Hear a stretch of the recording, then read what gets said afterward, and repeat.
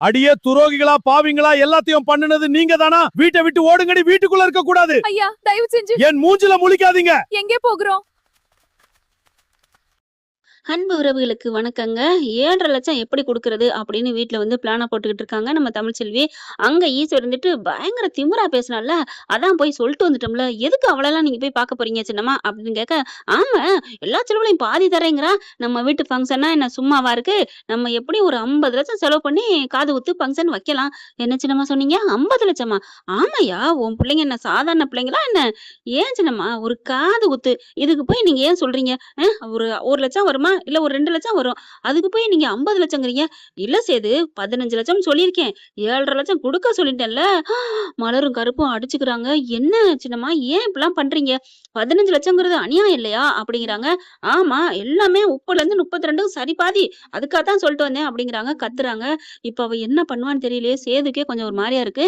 ஐஸ்வர்யா வந்துட்டு, "ஏன் ஆண்டி இதெல்லாம் பண்றீங்க? என்ன ஐசு, ரொம்ப பேச்செல்லாம் மாறுது. என்ன மறந்துட்டியா? உனக்கு இந்த வாழ்க்கை நாங்க போட்ட தர்மம். மறந்துட்டியா என்ன? என்ன?" அப்படிங்கையில அப்படி பாக்குது. ச்சே, இப்படிலாம் இருப்பேன் நான் நினைக்கவே இல்ல ஆண்டி. "ஏய், என்னடி இவள என்னடி பண்றது? அவ பாட்டுக்கு பேசிட்டே போறா. ஏய் ஐசு ஐசு அப்படின்னு கூப்பிட்டா கண்டுக்காம போகுது. இங்க தமிழ்ச்செல்வி, "ஏம்மா வீராப்பா, நீ இப்படி பேசிட்ட. எப்படிம்மா 7,5 லட்சம் எப்படி குடுப்ப? ஏன் நம்மளால குடுக்க முடியாதாம்மா?" அப்படிங்கிறாங்க.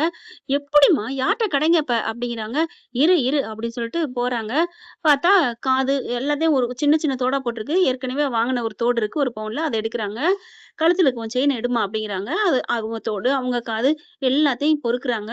அது ஒரு 6 பவுன் தேறிருது. இத கொண்டோய் அடகு வச்சா 5 லட்சத்துக்கு விக்கலாம் வைக்கலாம். வித்தா 6 லட்சத்துக்கு விக்கலாம். இன்னும் 1,50 லட்சம் என்ன பண்றது? அதான் புரியலையே. இப்ப 1,50 லட்சம் அப்படிங்கையில பாட்டி பாக்குது. "ஏண்டி, என்ன வேத்துமையா நினைக்கிறியா? இல்ல விருந்தாளியா நினைக்கிறியா? இல்ல உன் வீட்டாளியா நினைக்கிறியாடி?" "ஏன் பாட்டி, எதுக்கு அம்மாச்சி இப்படிலாம் கேக்குற?" "இல்ல, நானே கழுத்துல போட்டிருக்கேன்டி. இது எப்படியும் ஒரு 10 பவுன் வரும்டி. இத செயினா வாங்கிக்கடி" அப்படிங்கிறாங்க. "வேணாம் வேணாம். நாளைக்கு உங்க வீட்ல இருக்கவங்க என் அம்மாச்சி விட்டு, என் அப்பத்தா விட்டு, என் அத்தை விட்டு, என் மாமியார் விட்டு நகைய வாங்கி தான் நீ குடுக்கணுமா? அதுக்கு எதுக்கு இந்த பீத்தக்கள? பருத்தி மூட்டை குடோன்ல இருந்திருக்கலாம்." அப்படி இப்படின்னு சொல்லுவாங்க. "எனக்கு வேணாம் அம்மாச்சி" அப்படிங்கிறாங்க. "ஏய், இல்லடி, அதுக்கு என் காசையாவது வாங்கிக்கடி" அப்படிங்கிறாங்க. "ஒண்ணும் வேணாம். பேசாம இருங்க, நான் பாத்துக்கிறேன்" அப்படின்னு சொல்லிட்டு கிளம்பி போறாங்க.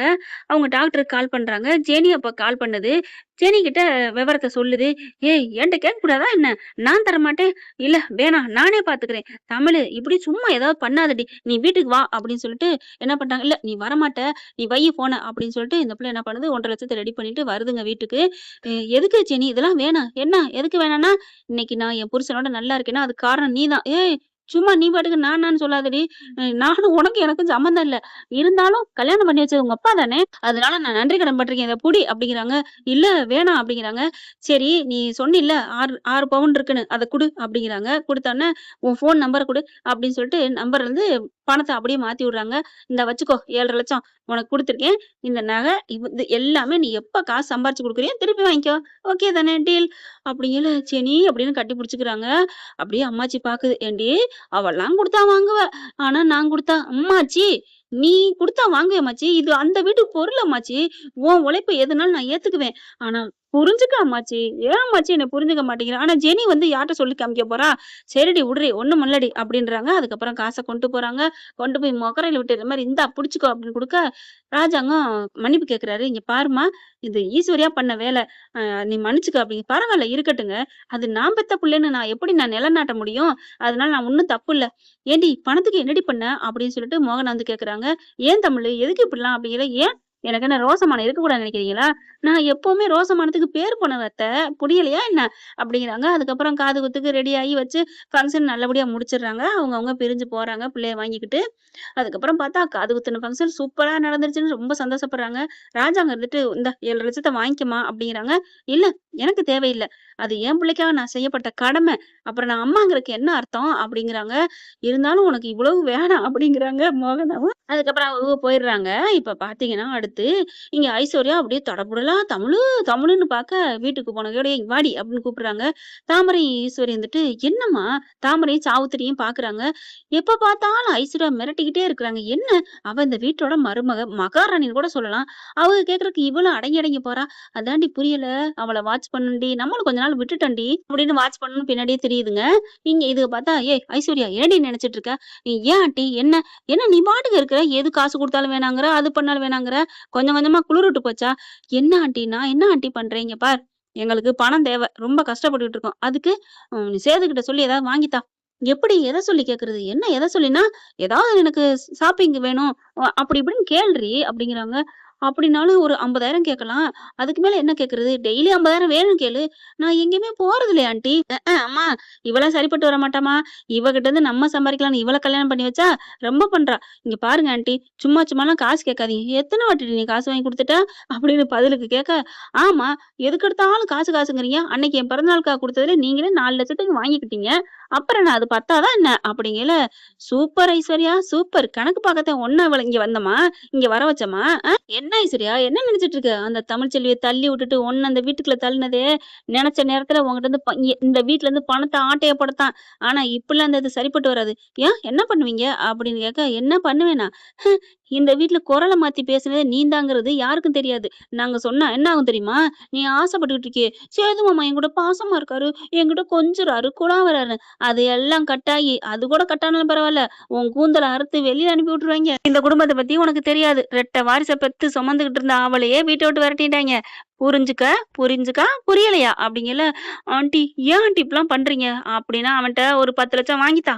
10,00,000 நான் எத சொல்லி வாங்குறது? அப்படிங்கிறாங்க. என்னம்மா சொல்லி வாங்கு? எனக்கு நகை வாங்கி தாங்க. எனக்கு ஒரு 10 பவுன்ல நகை வாங்கி தான்னு கேளு. அப்புறம் நகை எங்கன்னு கேட்பாங்களா? தொலைஞ்சு போச்சுன்னு சொல்றி. இங்க பாரு 10,00,000 வாங்கி தரல. நாங்க இப்பயே போய் சொல்லிருவோம். வா சித்ரா நம்ம போயிட்டு எல்லாத்தையும் சொல்லிருவோம். இவெல்லாம் சரிப்பட்டு வர மாட்டா அப்படின்னு கைய பிடிச்சு இழுக்க, ஐயோ ஆன்ட்டி ஆன்ட்டி வேணாம் வேணாம். சித்து நில்லு சித்து. நான் எப்படியாவது பேசி நான் வாங்கி தரேன். நாளைக்கு நாளைக்கெல்லாம் இல்ல இன்னைக்கே வேணும். என்ன என்ன ஆன்ட்டி இப்படிலாம் பண்றீங்க? என்ன ஆன்ட்டின்னா, இன்னைக்கு அவன் சந்தோஷமா இருக்கான். கூட்டிட்டு போயிட்டு வா, வெளில போயிட்டு வரேன்னு. அப்படிங்கல பாக்குறாங்க. இங்க சாவித்திரி ரொம்ப தூரத்துல இருந்து பாக்குது தாமரையும் சாவித்திரியும். தாமரை வந்துட்டு, அம்மா ஒண்ணுமே கேட்கலையேம்மா. என்னம்மா பண்றது? சரி, சரி. நாளைக்கு இதே மாரி பேசுவாளுக. நாளைக்கு கிட்டக்க போய் பாப்போம் விடு அப்படிங்கிறாங்க. அதே மாரி சேதுவ கூட்டிட்டு வெளில போயிட்டு அப்படி இப்படின்னு சொல்லி ஒரு 10 பவுன் நகைய வாங்கிருதுங்க. அவன் ஒரு கேன கிறுக்கன், கொங்கா சிரிக்கன் வாங்கி குடுக்குறேன். அவன என்ன சொல்றதுன்னே தெரியல. இப்ப அந்த நகைய கொண்டு வந்து இந்தாங்க அப்படின்னு குடுக்குறாங்க. எல்லாத்துட்டயும் காமிக்கிறாரு சேது. இது ஐஸ் ஆசைப்பட்டான்னு வாங்கி குடுத்தேன்ட்டு. ஏன் மாமா எல்லார்ட்டயும் சொல்லி காமிக்கிறீங்க? சந்தோஷமா இருக்கட்டுமே! அதனால தான். பெருமையா நெனைப்பாங்கல்ல. பொண்டாட்டிக்கு வாங்கி குடுக்குறான்னு. உனக்கா தான் அப்படி இப்படின்ட்டு போறாரு. மலருக்கும் கருப்புக்கும் கோவமா வருது. அடுத்து வீட்டுக்குள்ள போறாங்க. போறா, போறா. என்னன்னு பாப்போம் அப்படின்னு சொல்லிட்டு உள்ளுக்கு போயிட்டு வேகமா பாக்குதுங்க.